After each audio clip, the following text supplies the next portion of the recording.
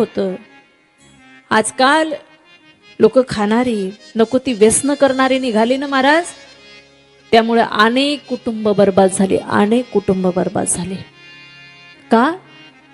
17-18 वर्षाची मुलं बाहेर कॉलेजला असताना बाहेर राहतात, हॉस्टेलला. नको ते उद्योग करतात, नको ते व्यसन करतात.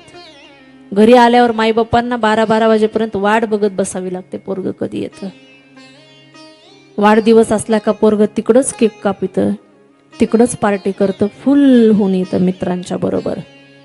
आणि येताना एवढी भयानक गाडी चालवतं महाराज,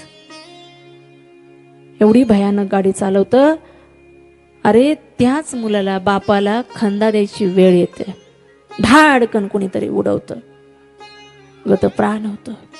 अरे किती त्या बापाचे स्वप्न असतात, किती त्या आईचे स्वप्न असतात.